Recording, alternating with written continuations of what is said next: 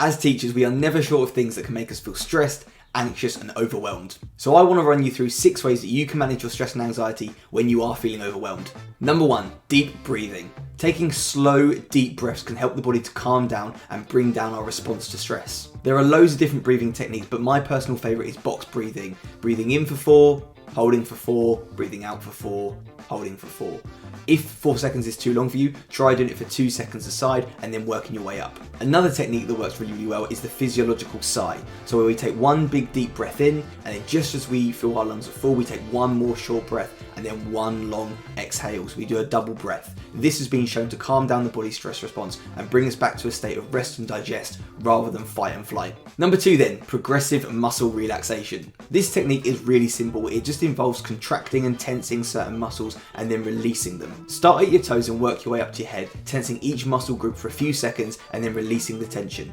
Try to let out a big breath and big exhale as you do. Number 3, meditation. Now meditation doesn't need to be hours of you sitting on the floor with your legs crossed, hands in the air, humming. It's just about focusing your attention in the present moment and accepting your thoughts and feelings as they are. Even if you've literally got a couple of minutes in the car, this can be a really useful tool for reducing your body's stress response and anxiety. You can try some great apps like Headspace or Calm, which both have some shorter meditations. Number 4 then, moving your body. We know that depending on the movement, exercising allows us to release some of those feel-good hormones. Things like dopamine, our reward hormone, serotonin, our mood stabilizer and happiness hormone. And if you really get a sweat on, you're going to release some of those endorphins, our pain management hormone. Endorphins are amazing for managing not just the physical stress and pain, but also the psychological. Number 5 then, journaling. Now I know journaling and practicing gratitude can feel a little bit wishy-washy, but there is some great neuroscience behind it. Writing down your thoughts and how you're feeling can help you clear your mind and gain perspective on what's been happening. You might choose just to do a mind dump where you clear your mind until the thoughts don't come to the front anymore. Once you've done this, it might be useful to highlight them different colours to categorize them in your mind. You might choose to sort them into a Venn diagram of things that you just can't control, things that you can control, and some things that you can influence slightly. Maybe you can even map them out into an Eisenhower matrix of do now,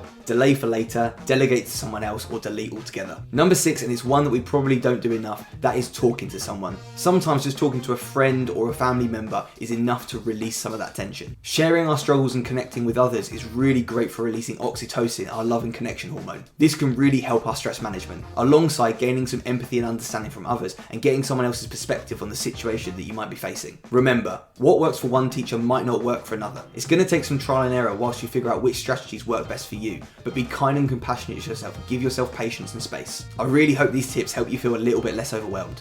I'll see you in the next one.